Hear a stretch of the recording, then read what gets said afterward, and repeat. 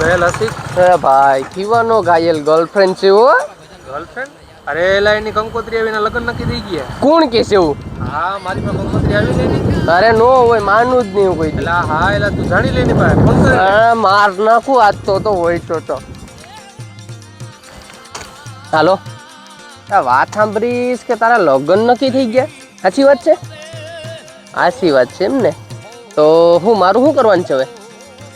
ભૂલી જાવ તો કાંઈ વાંધો નહીં. મારી એક વાત યાદ રાખજે, જો તારા લગ્ન ત્યાં માંડવે પૂગે ને ઓલા ના પગ તારા હાથમાં નો આપ દેવ ને તો મને કહેજે. એને ઝાલ મૂરી ખવડાવીને ટાટિયા જ ભાંગ નાખું તરત. આ તું જોઈ લેજે.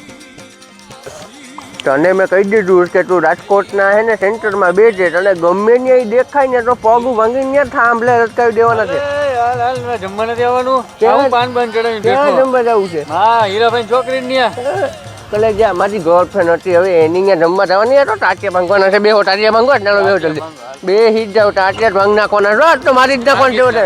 અને કાયદેસર મારી આગળ વાત નહીં કરે. હું બોલ બતન નથી. આજ દી સુધી દિવસોનું ખરીદ દેખાડું છે. તમે તૈયારી મારો તો માતાજી નામ વખા બોકાંગે મારું ગખા વખા કો માથું બાથું નો કાંગો હીરો બાબો કાંગો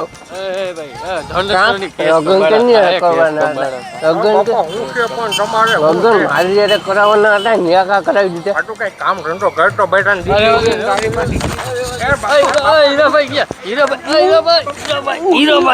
મૂકી ગયો બાકી કેસ કબાડામાં નથી. મારી ગયો મૂકી ગયો. હું કને ભાઈ તું એક કામ કરી, છોકરીમાં આમથી કઈ કાઢી લેવા નથી. 50,000 લઈને સમાધાન કરી નાખ. હીરા બાપા હીરો બાપા પૈસા આપીએ. આપશે ટ્રાય તો કર. એ હીરા બાપા એક કામ છે. હા બોલ બેટા. એમાં એવું છે કે તમે 50,000 આપી દો એટલે આપણે વાતા બંધ કરી દઈએ. અરે માય કાંગલી નાવ તમારે બાજવા જ ન જવાય.